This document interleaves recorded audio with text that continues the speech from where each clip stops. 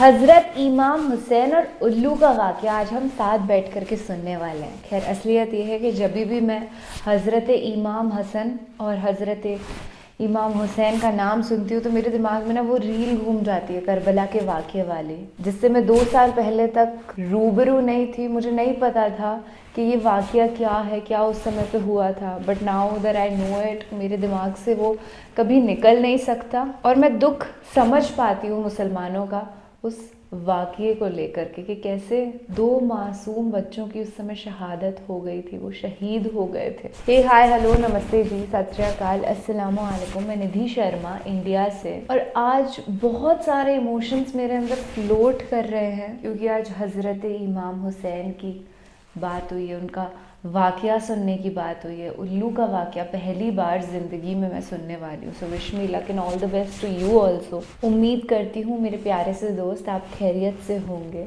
आप सभी जानते हैं कि मुझे इस्लामी वाक़ये सुनना बेहद पसंद है, क्योंकि मैंने एक चीज़ नोटिस करी है, इसे सुनने के बाद ना आपके दिमाग में पॉजिटिव थॉट्स आते हैं, मॉरल वैल्यूज़ बहुत बढ़ जाती हैं। क्या आपको भी ऐसा महसूस होता है? तो कमेंट सेक्शन में बताइएगा ना। अब एक बार वाक़या सुन ले, उसके बाद ढेर सारी गुफ्तगू करेंगे। बिस्मिल्लाहिर्रहमानिर्रहीम। अस्सलामु अलैकुम। मकतब टीवी देखने वालों को आरजे मोहम्मद नईम नई वीडियो में खुशामदीद कहता है।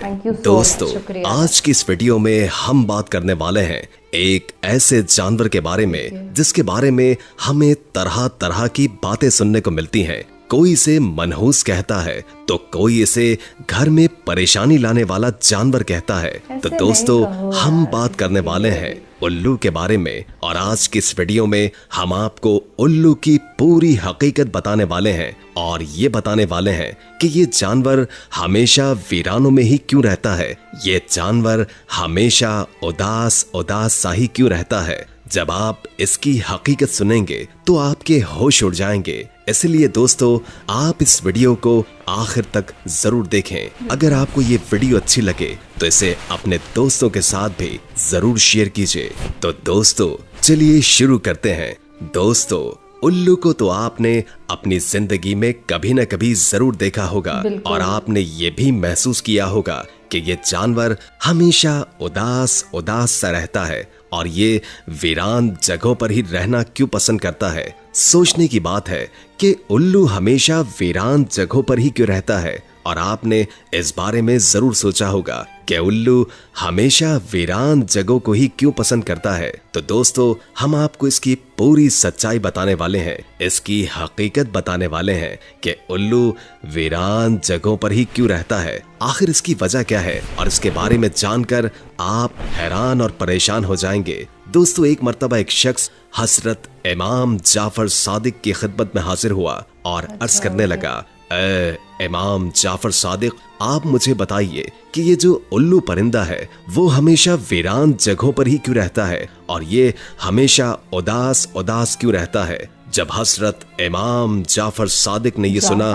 तो आप फरमाने लगे, ऐ शख्स, इस परिंदे को जैसा तुम आज देख रहे हो, ये परिंदा हमेशा ऐसा नहीं था। ये उल्लू पहले वीरान जगहों पर नहीं रहता था और न ही ये उदास रहता था। इसके साथ एक वाकया पेश आया है, इसके बाद से ये परिंदा ऐसा हो गया है। ये सुनकर वो शख्स अर्ज करने लगा, या हजरत, कैसा वाकया, क्या हुआ था इस परिंदे के साथ? तो हजरत इमाम जाफर सादिक फरमाने लगे, ऐ शख्स, ये परिंदा हजरत मोहम्मद सल्लल्लाहु अलैहि वसल्लम के अहल से मोहब्बत करने वाला परिंदा है। ये पहले वीरान जगहों पर नहीं रहता था, मगर जब से करबला का वाकया हुआ है, इसके बाद से ये परिंदा वीरान जगहों पर रहने लगा है। हुआ ये कि जब इस परिंदे को पता चला कि हजरत इमाम हुसैन अपने काफिले के साथ करबला के मैदान में रुके हुए हैं, तो ये परिंदा 9 मुहर्रम की रात करबला के मैदान में जा पहुंचा और जाकर हजरत इमाम हुसैन रज़ियल्लाहु ताला अन्हु से अर्ज करने लगा, या हुसैन, मेरे लिए क्या हुक्म है? तो इस पर इमाम हुसैन ने फरमाया, ऐ परिंदे, तुम यहाँ से चले जाओ, क्योंकि कल यहाँ पर हुजूर सल्लल्लाहु अलैहि वसल्लम के अहल के साथ जो होने वाला है वो तुमसे नहीं देखा जाएगा, तुम उसको बर्दाश्त नहीं कर सकोगे। ये सुनकर उल्लू बहुत परेशान हुआ और अर्ज करने लगा, या इमाम हुसैन, यहां से नहीं जाऊंगा। जब वो परिंदा जिद करने लगा तो इमाम हुसैन ने उसको वहां रुकने की इजाजत दे दी। इसके बाद इस परिंदे ने करबला का पूरा वाकया अपनी आंखों से देखा। यजीद ने किस तरह इमाम हुसैन और उनके साथियों पर जुल्म किया, उसने अपनी आंखों से देखा। हजरत इमाम हुसैन के सरे मुबारक को कटा हुआ उसने अपनी आंखों से देखा। हजरत इमाम हुसैन की लाश को पामाल होते हुए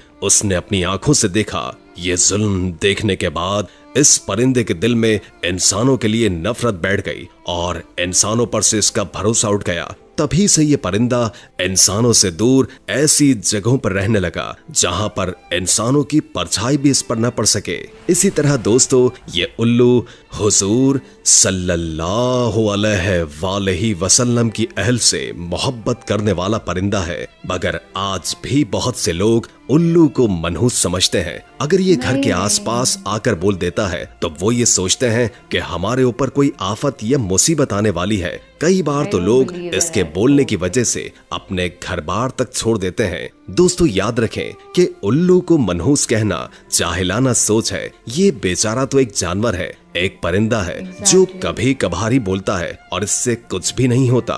और याद रखें कि इसके बोलने से ना तो आपके ऊपर और ना ही आपके घर में कोई परेशानी आने वाली है, चाहे ये रात में बोले या फिर दिन में। तो दोस्तों, आप इन बातों से हमेशा दूर रहें, आप इन बातों से हमेशा बच के रहें। आइए अब आपको उल्लू के बारे में कुछ दिलचस्प मालूमात बताते हैं जिनको जानकर आप वर्ता हैरत में डूब जाएंगे। आपको ये जानकर हैरानी होगी कि दुनिया में कुल 205 अक़साम के उल्लू पाए जाते हैं, लेकिन उनकी पूरी कौम को दो खास कबीलों में ही बांटा गया है, बार्न उल्लू और ट्रू उल्लू।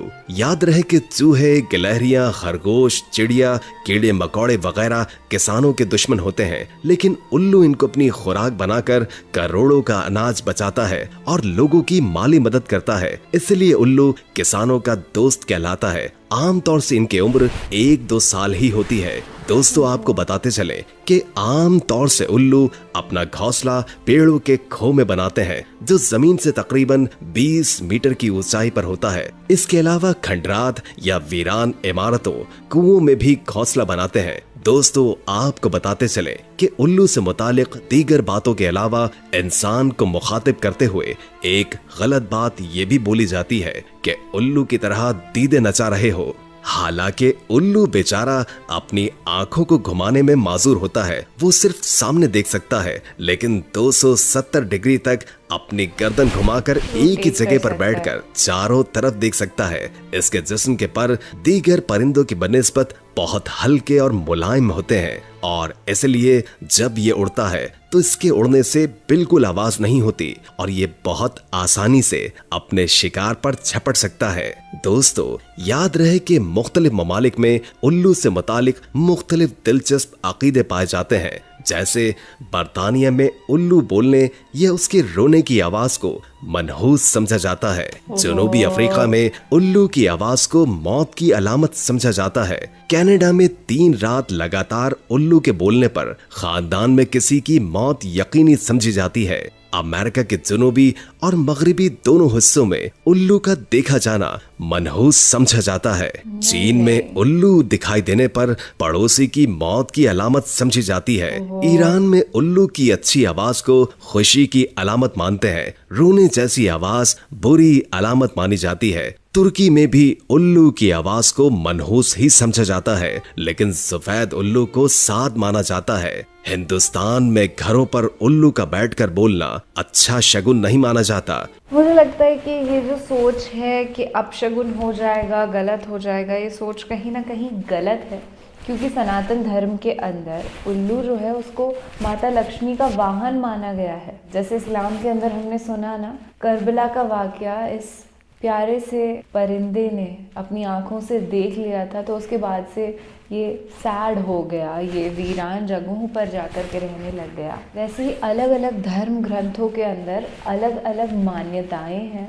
तो जब भी आप किसी परिंदे को या जानवर को देखें तो आप पॉजिटिव ही सोचा करें, क्योंकि सब अल्लाह की ही क्रिएशन है। और ये वाक़या सुन करके मुझे बहुत अच्छा लगा है और बेहद अच्छा मुझे महसूस होता है जब मैं इस्लाम का वाक़या सुनती हूँ तो, क्योंकि बचपन से कभी सुना नहीं, तो अभी सुनने मिल रहा है। Very fortunate. और मैं एक छोटा सा पैगाम आपको देना चाहती हूँ कि पहले मेरी ऐसे सोच थी, कुछ महीने पहले सूअर को देख करके मैं बहुत घृणा करती थी कि यार ये कैसा जानवर है, पिग बहुत गंदा होता है। और फिर आप भी जानते ही हैं कि सूअर के मांस को हराम बताया है इस्लाम के अंदर ना, आप नहीं खा सकते, you can not eat pork, क्योंकि वो खुद का एक्सक्रीटा और जितने भी मुख्तलिफ जानवर इंसान सबका एक्सक्रीटा खाता रहता है। तो सोचिए कितना दूषित पल्यूटेड उसका मीट होता होगा ना। आई यूज टू से कि ये सबसे बेकार जानवर है, मैं इससे नफ़रत करती हूँ। पर मैं नफ़रत कैसे कर सकती हूँ, वो तो अल्लाह की क्रिएशन है। अल्लाह ने पिग को इसलिए बनाया ताकि जितना भी वेस्ट पड़ा हुआ हो ना जो ज़मीन पे, उसको वो अपने अंदर ले जाए और ज़मीन साफ़ हो जाए। तो नफ़रत किसी भी हमें जीव से नहीं करनी है, हमें अहिंसा से यहाँ पे रहना है। और सबसे बड़ी है मानवता, इंसानियत, जो कि हमें हर धर्म में सिखाई जाती है। पर फिर भी लोग वोट बटोरने के कारण मुख्तलिफ धर्मों के अंदर विवाद पैदा कर देते हैं, लड़ाइयाँ करवा देते हैं। लड़ने की कोई बात ही नहीं है इस ज़मीन पे, इस धरती पे हम प्यार करने के लिए आए हैं, तो प्यार करते हुए ही जिएंगे और ऐसे ही मर जाएंगे। उम्मीद है आज का ये वाक़या सुन करके आपको भी कुछ नॉलेज मिली होगी और मुझे भी आपके साथ कुछ नॉलेज मिल गई है। ये जो प्यार, शांति, चैन, अमन का पैगाम है ना, इसे बहुत बुलंद रखो, इसे हमेशा फैलाते रहो, हमेशा प्यार करते रहो, खुश रहो। खुश आमदीद। अपना और अपने पूरे परिवार का ख्याल रखना दोस्त, क्योंकि तुम अनमोल हो और इस अनमोल होने का रीज़न ये है कि तुम प्यार करना जानते हो। अल्लाह हाफ़िज़।